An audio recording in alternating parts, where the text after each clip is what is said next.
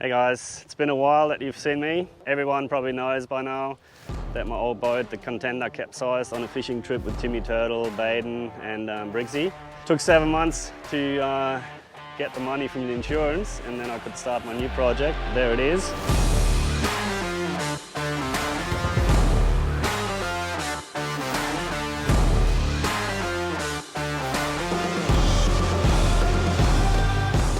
It's a 6.5 metre plate boat, Samurai plate boat from NQ Monohull.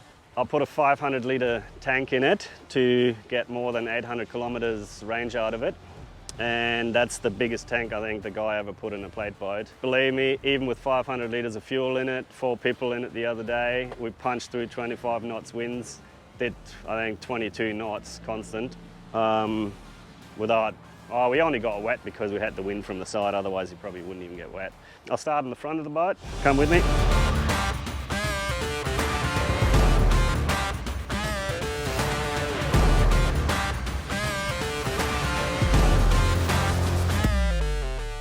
Yeah, so what I nearly forgot to buy before the boat was ready is stone guards. And as you can see, I have mutt tyres on my car. They pick up the biggest stones. It doesn't matter. You don't even have to go anywhere off-road. On the streets, whatever, you pick up all sorts of shit. As you can see, that thing even gets rid of all the flies, so you don't have to worry about cleaning your boat all the time. It's super tough material, so that even stops anything that tyre could throw at it. Super smooth zipper. Opens up all the way. You can reach everything. You can clean your boat. You can unhook your boat. You can do whatever. Yeah, super nice. I saw that on GT Busters video and that reminded me that I forgot to buy something like that because I have a wrap on my boat, as you can see, and you definitely want to protect that. If you guys have a nice paint job, a wrap, whatever, any stone can chip your boat, so make sure you get yourself one of them. And I reckon, I've looked into them before I even rang these guys, that's the best quality you can probably get in Australia, and they come with a system to connect it to your trailer. We had to modify it slightly because I have a ladder here that's all custom built trailer.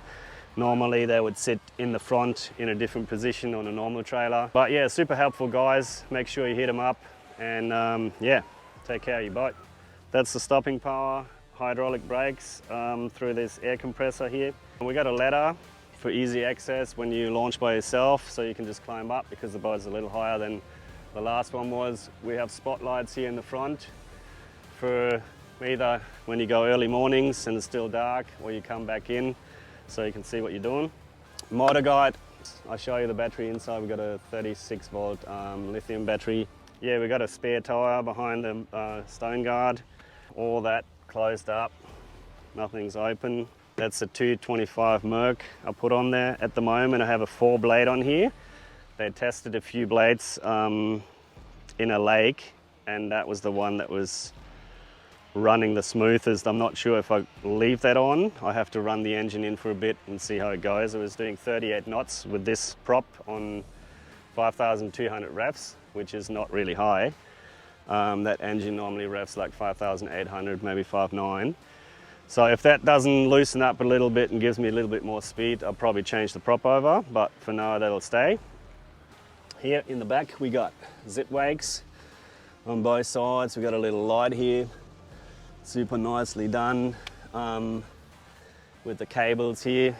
I got a 1 kilowatt through hull transducer plus this one here for sight scan. They put a little plate on the top here. Trailer all custom built, as you can see. We had to modify it a little bit for the transducer, otherwise that wouldn't fit in there. The hull is full self-draining. They open up this way once there's water on the deck that wants to get out. They open up so you can put as much water inside the boat as you want. That just drains out the back. Come inside with me. For me, it's really important that there's nothing in the way when I'm casting. I hate rods sticking up. You walk past them, you get snagged on your shirt, all that kind of stuff. So I'll have a few rod holders here. If I move around rods and, you know, have a spin there, have a jig there. But what was really important for me is that you can store rods away. So this is a rod locker here. Fully lockable, has 3 locks on it. You can put 4 fully rigged 8'6" rods in it. I'll show you that in another time because I still have to put the cushion in there where the reels go so they don't bang on the aluminium and all that. Okay, yeah, as I said, you can stick rods in here as well, but normally everything should be in the rod lockers. Yaniv, maybe give me a hand.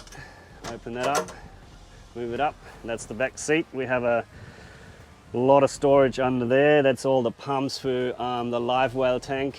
If you maybe want to open that, have a look at that quick while we're here. Massive live well, drains out the back.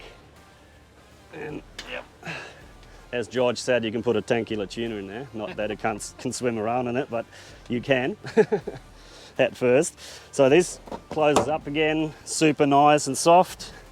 That's actually the softest and smoothest seat I've been in a boat. We got the deck wash thing in there.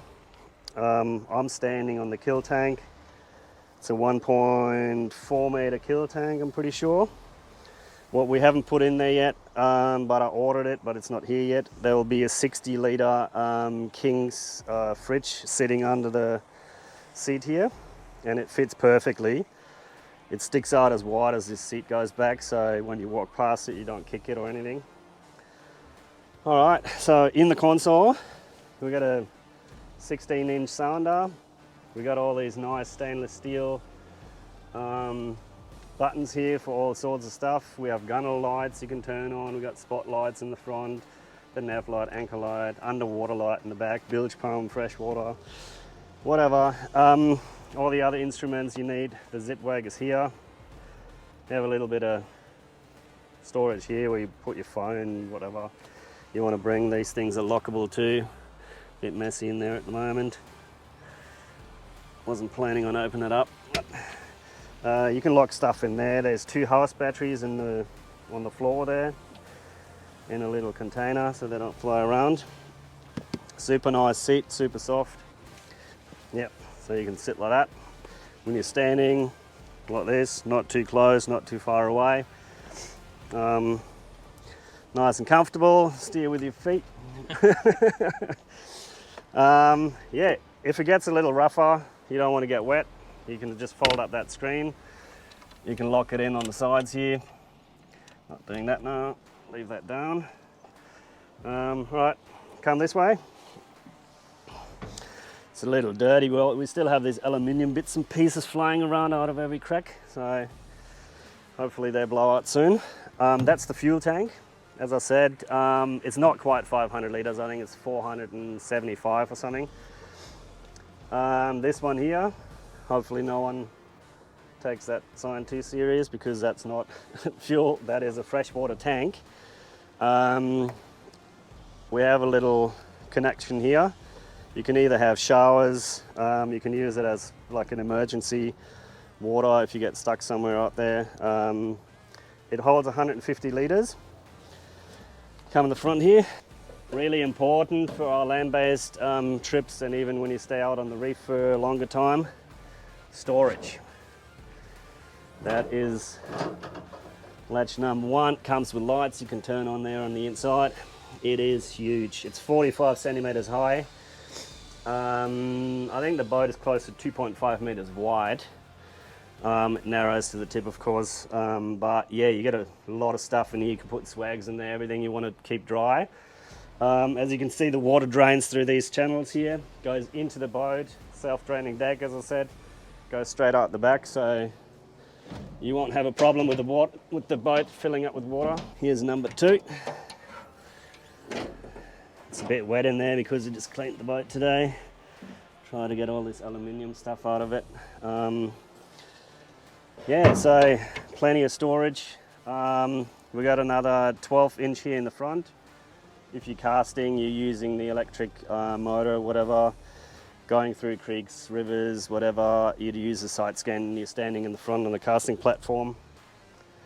That's the go. Even the anchor storage here, all lockable.